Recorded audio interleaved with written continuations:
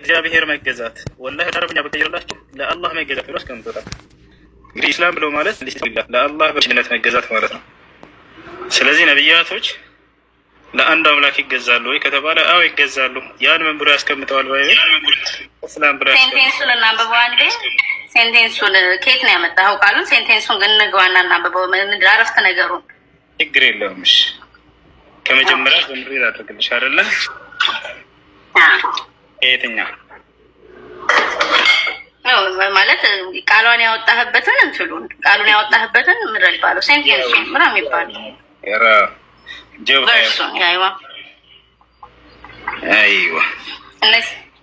እኛ መጽሐፋችንን በአማርኛ ነው የምናነበው። እነዚህ ሰዎች መጽሐፋቸውን አነበው ማለት እንዲህ በእንትለኛ ምናምን ብለን ያኔ ቋንቋ እንትን አይደለም። ያው አንብቤዋ ቶሎ በይ። ምኑ ካላንብበው ያው አዲስ እግዚአብሔር ተገዙ ከእርሱም ጋር ተስማሙ በዚህ ወደዚህ አድርጋ በዚህ መንገድ ብልጽግና ወደ አንተ ይመጣል። ያኔ ነገሮች መልካም ይሆናሉ። ከዛስ እንግሊዝኛ ስታንዳርድ ቨርዥን ከእግዚአብሔር ጋር ተስማማ ሰላምም ሁን። ሰላምም ነው ዩሲ እስላም የሚለው ሰላምም ሁን ነው። ከእግዚአብሔር ጋር ተስማማ ሰላምም ሁን። ምን ይላል ይሄ መጀመሪያው ቃል? ለእግዚአብሔር ተገዙ። ለእግዚአብሔር መገዛት ማለት ምንድነው? አለ ቀደም እዚህ ጋር መፍቻው ላይ ስንገባ ኢስላም አይደለ እኮ ሰላም እኮ ነው። ከእግዚአብሔር ጋር ተስማማ ሰላም የሚለው ነው። እስላም ሰላም ማለት ነው ትርጉሙ አይደል? በአማርኛ አይደለም። እስላም ማለት ሰላም አይደለም። ላይክ አሁን እኔ አረብ ሀገር ነኝ። አሰላሙ አለይኩም ሲባል ሰላም በእናንተ ላይ እንደማለት ነው አይደል? ትርጉሙ ሰላም አለይኩም እና ኢስላም ምን አገናኛል? ልጄ እኮ ሰላም የምትለው ኢስላም የምትለው ሰላም ከሚለው ቃል ነው አይደለ? ቀጥተኛ ትርጉሙ አይደለም።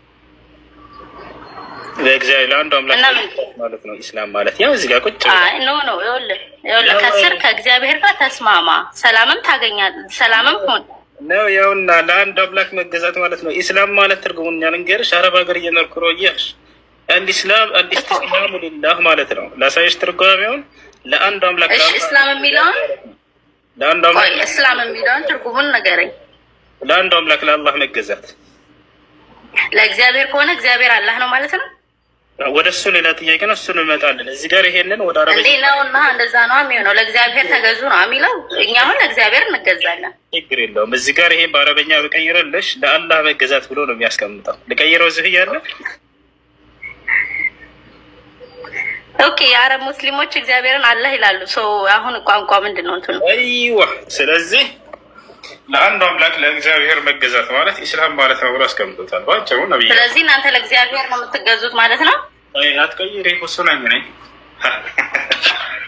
እኮ ለእግዚአብሔር ነው የምትገዙት ነው የሚሆነው። ወይ ነብያቶች ሙስሊሞች ናቸው፣ ለአንድ አምላክ ይገዛሉ።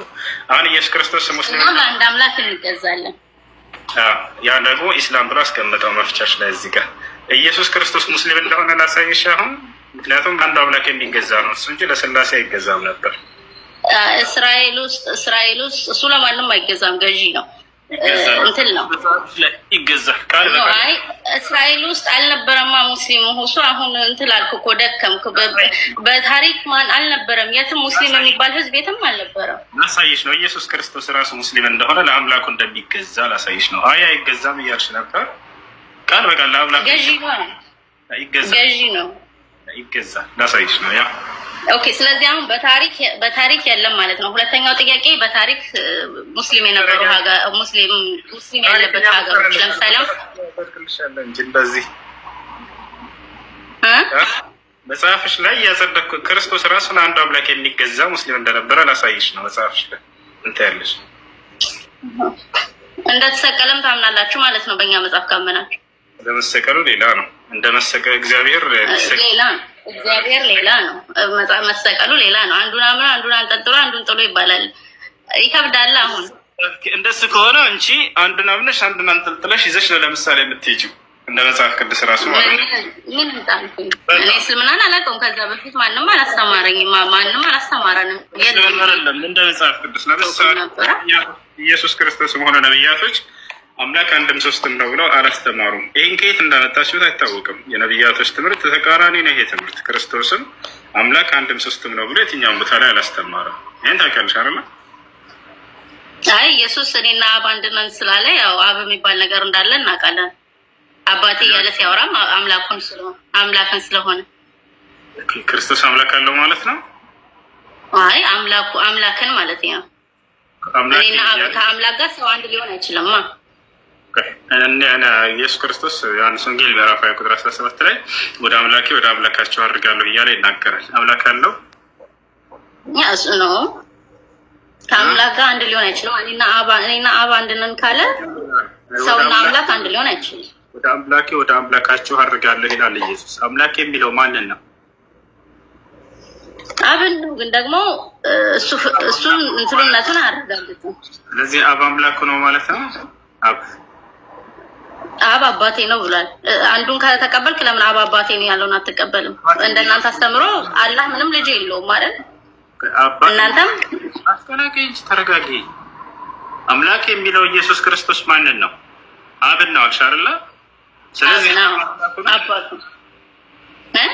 አብ አምላኩ አይደለም አባቱ ነው። አምላክ የሚለው አብን ነው። ያው የእኛን ጸሎት ነው እየጸለልን ያለው በነቢያት የተነገረውን። የለም እንደዛ የሚል የለም ቃሉ ላይ አምላኬ እያለ ቃል በቃል ራሱ ነው እየተናገረ ያለው። ኦኬ እሱን ቨርስ ውሰድና እናንተ ተፍሲር እንትን እንደምትሉት ትርጓሜ ያለው ትርጓሜውን አንብብና ትረዳለህ። ከኔ በላይ ትርጓሜውን ታሳይናለሽ አንቺ። እኔ መጽሐፉ የለኝም ለጊዜው። የለሽም? እሺ ትርጓሜውን ሌላ መጽሐፍ ላይ እንውሰደው።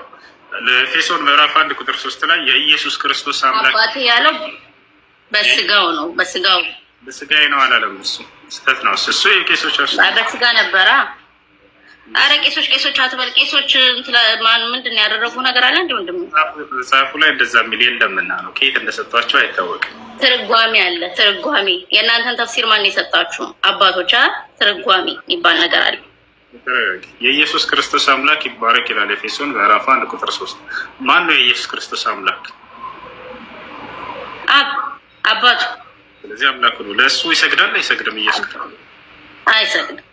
ይሰግዳል። ኢየሱስ በተሰቀለ ሰዓትም ሆነ በሕይወት ባለ ሰዓት የነቢያትን አስተምሮ እያመጣ ትንቢቶችን እያመጣ እየተናገረ ነበረ። ለምሳሌ አንድ ትንቢት ለምሳሌ የዳዊትን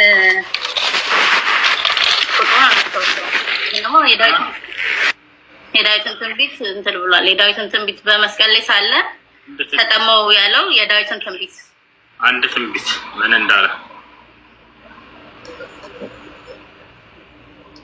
አሁን አለ ለኛው መጽሐፍ በስልኬ ነው መጽሐፍ ወደ ማን ነበር ሲጸልይ የነበረው? ወደ አባቱ ወደ አባቴ ይቀርበላችሁ አይደል? ወደ አባቱ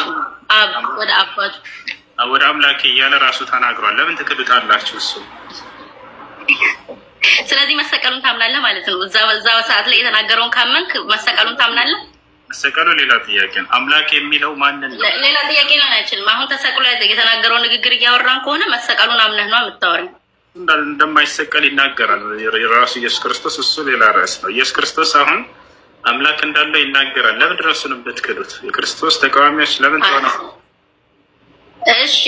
እሺ አምላክ እንደሆነ ሲናገር አንተ ለምን አታምነው? እዛው ላይ ኢየሱስ ክርስቶስን አምላክ ነኝ ብሏል። እኔ ጌታ እኔ እናንተ መምህርና ጌታ ትሉኛላችሁ እንደዛው ነኝና ይላል። ጌታ ነው ጌታ ነኝ ብሏል። ስለዚህ አምላክ ነኝ ተይው። እሱንም መቀበል ይኖርበታል። አምላክ ነኝ ብሎ አስተምሯል ወይ? ጌታችን ነኝ ብሏል። ስለዚህ ጌታችን ነው። ለዛ ነው ኢየሱስ ጌታ ነው የምንለው። ወደሚለው እንመጣለን። አምላክ ነኝ ብሏል ወይ?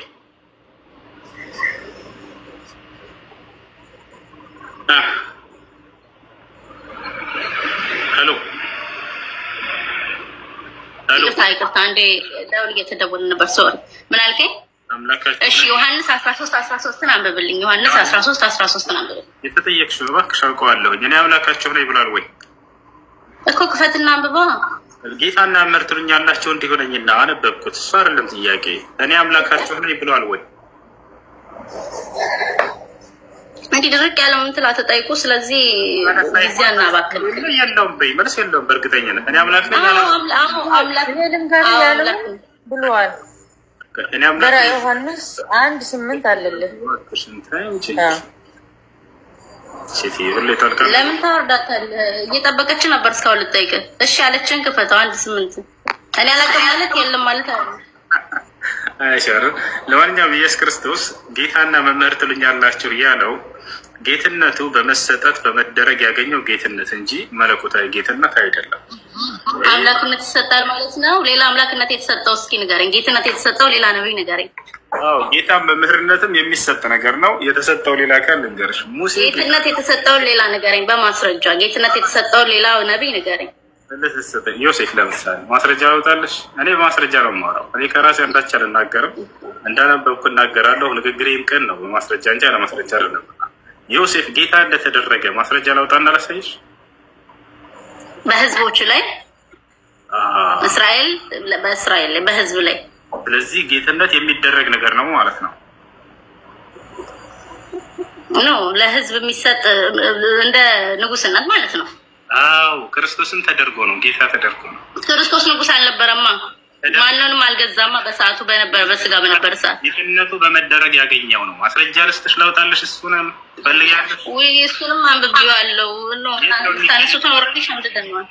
የት ጋር ነው የሚገኘው? እስኪ ካነበብሽ በቃለ ለቆም እኔ ቁጥር አለች። እሺ አሁን አንዴ ሁሱ እኔም ልጆች መምጫ ሰዓት ስለደረሰ እንትን ልበል ያልኩህን የቀደሙ ማስረጃ ሳየኝና እኔም ልውጣ። የትኛው ማስረጃ? የሐዋርያት ሥራ 2:36 እያሉ ነው የሐዋርያት ሥራ እሱ ባንቺ ላይ ነው የሚሆነው። ችግሩ ከፍና ዝቅ አድርጎ አነቡም። አንድ እንትን አንበበ ሳሌ እንትን ስለምትል ከፍና ዝቅ አድርገህ አንብብ እንደምክር። ሲቀጥል ደግሞ እኛ ተፍሲር ምናምን እያልን የእናንተን እንትን እንደምንል እናንተን ትርጓሜ የሚባል መጽሐፍ አለ። እነሱን ብታነቡ ሪኮመንድ አደርጋለሁ። እሺ ለማንኛውም ክርስቶስ ጌትነትን በመደረግ ላይ ያገኘው፣ በመደረግ የሚገኝ ጌትነት ደግሞ ሹመት ነው፣ ስልጣን ነው። እሺ የአምላክነት በመደረግ የሚገኝ አምላክነት ካለ የሆነ አምላካችን ነው፣ ኢየሱስ ጌታ ነው። ተደርጎም ታመልኪዋለሽ። ጌታ ነው፣ ማንም አልሰጠውም። አምላክነቱ የባህሪው ነው፣ ተሰጥቶት ነው። ማስረጃ አሳየሽ ወይ? ማስረጃ አታምኝም፣ ችግር ላሳየሽ። ማስረጃ ተደርጎ እንደሆነ አይ ከፍ ዝቅ ብለህ አታነበውም። አንድ ጥቅስ ይዘህ ነው የምትንጠራ። አይሆንማ፣ እንደዛ ደግሞ አይመጣውም። ላውጣልሽ፣ ተደርጎ እንደሆነ ላሳየሽ ጌትነት። አብዛው ሻውጣው ሰው ከላይም ከታችም እናነባለን። እንደፈለግሽ ከላይ ከታች ብትሄጂ ከመደረግ አታስመልጭው። እኔ አሳይሻለሁ። ላውጣልሽ ያ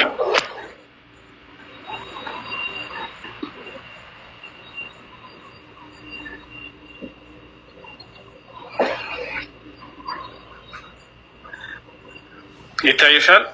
የሐዋርያት ሥራ ምዕራፍ 2 ቁጥር 36 ከፍ አድርገው ከላይ ጀምር።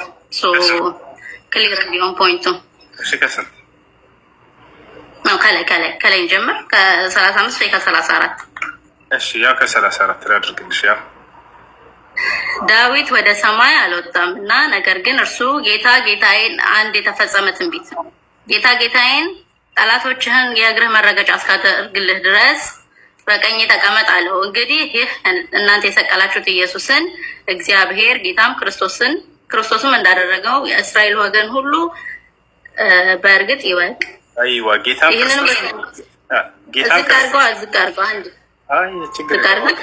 ይህንንም በሰሙ ጊዜ ልባቸው ተነካ። ጴጥሮስና ሌሎችም ሐዋርያት ወንድሞቹ ምን እናድርገው አሏቸው። ጴጥሮስም ንስሐ ግቡ፣ ኃጢአታችሁ ይሰረይ ዘንድ በኢየሱስ ስም ተጠመቁ፣ የመንፈስ ቅዱስም ስጦታ ትቀበላላችሁ አላቸው።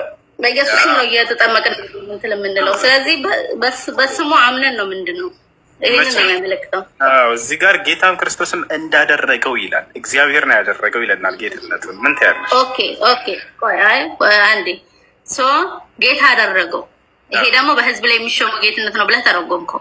እኔ አይደለሁም ያው ጌትነቱም አንተ ተረገምከው። እኔ አልተረጎምኩም። አባቱ ነው ኢየሱስ፣ አባቱ ነው። ስለዚህ አምላክ ነው ጌታ ያደረገው። በማን ላይ ከተባለ ለእስራኤል ወገን ያው። ስለዚህ በእሱ ስም ተጠምቀን እንድናምን በእሱ ስም ተጠምቀን እንድንድን የሚያስችል ጌትነት ሰጠው። እስቲል ጌታችን ነው። ገባ? ስለዚህ ጌታ ተደርጎ ነው ወይ ጥያቄው? ጌታ ተደርጎ ነው ይለናል። ያው ነው እያለ ነው። አምላክነት የሚሰጥ ነገር አይደለም፣ ተሰጥቶት ነው። እንግዲህ አሁንስ ያልኩ ነው ትርጓሜውን። ይሄንን የዚህን ቃል መረዳት ከፈለግ ትርጓሜውን ገብተህ አንብበው። ያው ቃል በቃል እየተናገረ ጌታ ተደርጎ ነው ኢየሱስ። ማን ያደረገው? እግዚአብሔር። ለየት ለእስራኤል ወገን፣ ከዚያ ውጭ ለሌላ ለማንም አይደለም። ያው መጽሐፉ ላይ ሄዱ ወንጌልን ለዓለም ሁሉ ስበኩ ነው የተባለው። ለእስራኤል ብቻ ነው የምትሉት ራሱ እዚህ ጋር እንትን ይላል። ለዓለም ሁሉ ነው። ሄዱ ለዓለም ሁሉ ወንጌልን ስበኩ፣ በአብ በወልድ በመንፈስ ቅዱስ ስም እያጠመቃችሁ ደቀ መዛሙርት ያድርጓቸው። አብ ወልድ መንፈስ ቅዱስ አልተጠቀሰም ብለሃል ከዚህ በፊት። ሄሪጎ ጌታ ተደርጎ ነው። ተደርጎ አይደለም ማለች አይደለ? ተደርጎ ነው። ወላሂ ክርስቲያኖች መምህሮቻቸው አይሸውዷቸው። አንዴ ቤት አድርጌ ማንም ነው አንብበን ነው የምንረዳው። እንደናንተ በአረብኛ አይደለም አማርኛ ነው አንብበን ነው የምንረዳው። ወንድሜ አትረብሽ። አንዴ ወላሂ መምህሮቻቸው አይሸውዷቸው። የክርስቶስ ጌትነት በመደረግ የተገኘ ጌትነት ነው። ለማን የተደረገው? ለእስራኤል ወገን። ማን ያደረገው? እግዚአብሔር። ሌላ ጌታ ያደረገው አካል አለ ወይ ከተባለ አሁ ነቢያትን በየቦታቸው በየላከባቸው ቦታ ጌታ ያደርጋቸው ነበር። ለምሳሌ ዮሴፍን ጌታ አድርጎታል። ለየት ከተባለ ለግብፅ፣ እሱ በግብፅ ሀገር ላይ ነው እና የተላከው። ማን ያደረገው? እግዚአብሔር። ልክ በጊዜው ኢየሱስ እግዚአብሔር ጌታ አደረገው። ጌታ ማለት አለቃ ማለት ነው፣ ሹመት ማለት ነው፣ ሌላ ነገር አይደለም። በታች አለ ዮሴፍ ጌታ እንደተደረገ ማስረጃ ላሳያቸው። ዮሴፍማ ተሾመ፣ እዛ ሀገር ተሾመ። እሱን እናውቀዋለን ታሪኩን። ላሳያቸው። ያው እና ዮሴፍ ራሱ ሲናገር ይላል፣ አሁንም ፈጥናችሁ ወደ አባቴ ውጡ፣ እንዲህም በሉት ልጅህ ዮሴፍ የሚልህ ነገር ይህ ነው፣ እግዚአብሔር በግብፅ ምድር ላይ ሁሉ ጌታ አደረገኝ። ያ ሰላም። ዮሴፍን ማነው ገዢ ያደረገው? ተሰዶ በሄደበት ገዢ ያደረገው። ኢየሱስ በዓለም ገዝቷል በምድር። ተስበይ ኢየሱስ ክርስቶስንም ጌታ ያደረገው ማነው? ሳሮን ቅድም እንዳሳየሽ በማስረጃ እግዚአብሔር። ስለዚህ እግዚአብሔር አለ። አይዋ ያንተ አረዳድ ነው የሚገርመኝ። የምን ይኸውልህ እኛ ቄሶቻቸው ያሸጉዳቸው እንትን እኛ በአረብ እግዚአብሔር ነው ያደረገው ብላ ቋንቋችን የተጻፈው ይኸውልህ ነው። ስለዚህ ጌትነቱን እመኑ። በቃ ጌትነቱን እመኑና እስኪ በቃ እንትን ነው ጌትነቱን አምናችሁ ስትቀበሉ ትላላችሁ። ሹመት ነው እኮ ስልጣን እኮ ነው፣ ሌላ እኮ አይደለም። አሁን እኛ ቆይ ልንገርህ፣ ሾመማ በምድር ምንም አይነት ማስረጃ የለም። አልተሾመም ክርስቶስ በምድር ጌታ ተደረገ። በመረጃ ማመን አይፈልጉም። አያቸው አይደል? የጠየቀችውን ሁሉ እያሳየዋት ነው። እኛ ይህን ነገር አንልበትም እንጂ የስልጣን የሹመት እንደሆነ ስለምናውቅ እንጂ ልብ በሉ። ከዚህ በፊትም ተናግሬ ያለሁኝ ሁሉም ነቢያት በየሀገሩ ስልጣንን ተሰጥቷል። ጌታ ተደርገዋል ሲባል ጊዜ ሹመት ተደርገዋል ለህዝቦቻቸው ማለት ነው፣ ሌላ አይደለም። ዮሴፍ በግብፅ ላይ ያ ማስረጃ እያሳየናቸው ነው። ልክ እንዲሁ ኢየሱስ ክርስቶስ በእስራኤል ወገን ላይ ጌታ ተደርገዋል። ማን ያደረገው? እግዚአብሔር። ስለዚህ ጌታና መምህር ትሉኛላችሁ እንዲሁረኝና አለቃና መምህር ትሉኛላችሁ፣ ሌላ አይደለም። ቦታቸዋል አይደለ? ነቢዩ ሙሐመድ ሰለላሁ ዐለይሂ ወሰለም እኔ የአደም ልጆች ሁሉ ጌታ ነኝ ብለዋል ብዬ ከዚህ በፊትም ተናግሬ ያለሁ። ልብ በሎ የአምላክነት ጌትነት አይደለም ብዬ ከዚያም በኋላ ተናግሬ ነበር። ይህን ግን አሁን ቆርጠውታል። ቦታቸዋል አይደለ? አባቶች በዚህ ላይ እኔ የሰሩብኝ ነገር አለ። ነቢዩ ሙሐመድ ጌታ ነው ይላል እያሉ የሰሩት ነገር ማለት ነው። ተመልከቱ። እኔ ይህንን ለክርስቲያኖች እየመለስኩላቸው ነበር የዛኔ ቪዲዮ ላይ ሙሉውን እንትን አላሉትም። ጌታ የሚለው ነገር ለነቢያቶች የሚሰጥ አለቅነትና ሹመት ነው። አምላክ በህዝቦቻቸው ላይ ሹመትን ስለሰጣቸው ዮሴፍ በግብፅ ሀገር ላይ ጌታ ሊባል ይችላል። ኢየሱስ ለእስራኤል ወገን፣ ነቢዩ ሰለላሁ ዐለይሂ ወሰለም ደግሞ ለዓለም ህዝብ ስለተላኩ የዓለም ጌታ የሚባሉ ለዓለም ህዝብ አለቃ ተደረጉ ማለት ነው። ቃል በቃል ሐዲስ ላይ ምን አሉ? አነ ሰይድ ወለድ አደም ወላ ፈኽር አሉ። እኔ የአደም ልጆች ሁሉ አለቃ ነኝ አሉ። እኛ አለቃ ብለን ነው የምንተረጉመው። ቦታቸዋል አይደለ? ሰዎች መለኮታዊ ጌታ ነው ብለው ወደዛ እንዳይወስዱት እንጂ ይህንን ሰይድ የሚለውን የኢየሱስ ክርስቶስን የአረበኛ መጽሐፍ ቅዱስን ሄዳችሁ ብታዩት ሰይድ ብሎ ነው ያስቀመጠው። ጌታ ማለት ነው ወይንም አለቃ ማለት ነው። ቦታቸዋል አይደል? ስለዚህ ነቢ ሰለላሁ ዐለይሂ ወሰለም ለዓለም ህዝብ ስለተላኩ እርሳቸው የዓለም ህዝብ አለቃ ናቸው። ኢየሱስ ለእስራኤል ወገን የተላኩ ለእስራኤል ወገን አለቃ ተደረገ፣ ሌላ አይደለም። ይሄን ነው። ይሄንን ጌትነት ይዘው እየመጡላችሁ ጌታ ነው ኢየሱስ የሚሏችሁ ይሄን እየሸወራችሁ ነው። ጌታና መምህር ብሎ ለአለቃ ማለት ነው፣ ሌላ አይደለም። በመደረግ የሚገኝ አምላክነት የለም ብላ ራሷ መሰከረች። ይሄ ነው በቃ ንጹህ ግንዛቤ። አምላክነት በመደረግ አይገኝም። የአምላክ ያለ የነበረ ለዘላለም ያብሮት የሚሆን ባህሪው ነው ጌትነቱ።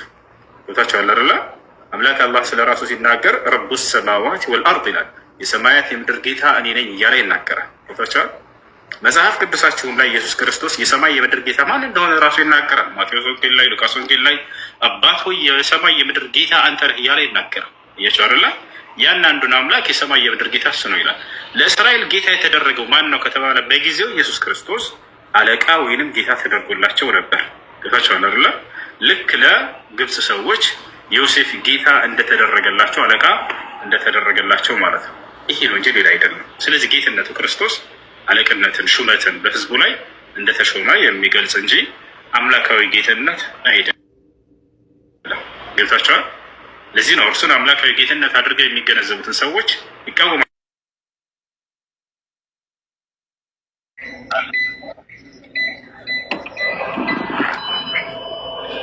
ጥያቄ ያለሽ? ጥያቄ የለኝም እኔ። እሺ መስለም ፈልገሽ ነው? አዎ። እሺ የምለውን ቃል አብረሽ እየተከተልሽ ነው? የምለውን ቃል አብረሽ እየተከተልሽ በይ። እሺ እሺ። አሽሀዱ አላህ ኢላሃ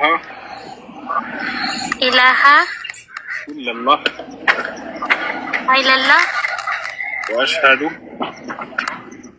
ወአሽሀዱ አነ ሰላም አለይኩም ሙሐመደን ረሱሉላህ። አላሁ አክበር ማሻአላህ። ከዚህ በኋላ ሙስሊም ነሻል። አሁን ያልሽው ቃል የሸሃዳ ቃል ወይም የምስክር ቃል ይባላል። አንድ ሰው ወደ እስልምና ሃይማኖት ሲገባ ጊዜ የሚለው የምስክር ቃል ነው። ትርጉሙ አሽሀዱ አን ላ ኢላሀ ኢለላህ ማለት ነው። ከአንዱ አላህ በስተቀር በእውነት የሚፈልግ ሌላ አምላክ የለም ብዬ መሰክራለሁ። አንድም እውነተኛና ነብይ ናቸው ብዬ መሰክራለሁ ማለት ነው። ከዚህ በኋላ ሙስሊም ነሽ። አንድ ሰው እስልምናን ከተቀበለ በኋላ ሶላት ይጀምራል። ሶላት ሻወር በመውሰድ ለጌታ ለአምላኩ ብቻ መስገድን ይጀምራል። ስለ ሶላት አሰጋገድ የሚያስተምሩሽ ልጆች ምናምን እናገናኝሻለን ኢንሻአላህ። ሶላት ትጀምሪያለሽ። ሙስሊም ጓደኞች በቀን ስንት ነው የሚሰገደው? በቀን 5 ጊዜ ይሰገዳል። በቀን 5 ጊዜ ይሰገዳል። እሱ መስጠት ሙስሊም ጓደኞች ታገኛለሽ ወይስ ላገናኝሽ? ከዚሁ አሉኝ፣ ግን አሁን ስራ ቦታ የማይሆን ቦታ ስላለሁት የሉኝም። በአጠገብ ያሉት ሰው የለም። በቃ ችግር የለውም፣ ታገኛቸዋለሽ ከዚያም በኋላ ቢሆን ወይም ደግሞ እናገናኝሻለን ኢንሻአላህ። እስኪ ኮሜንት ላይ ዚክራ ካለሽ አንዴ ጻፊላትና ወይ ላስገባልሽ እና እሷ ታገኝሻለች፣ ታዋራሻለች በውስጥ። እሺ እኔ ደስ ብሎኛል ሙስሊም ስለሆንኩት።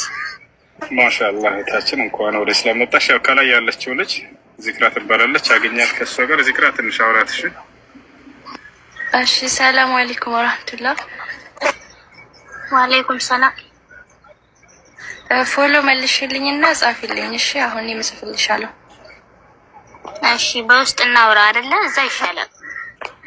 አዎ ጻፊልኝ። እንትን ፎሎ አድርጊኝ እንዳገኝሽ። አድርጌሻለሁ አሁን። አይ ይሄው አሁን ልጽፍልሽ ነው።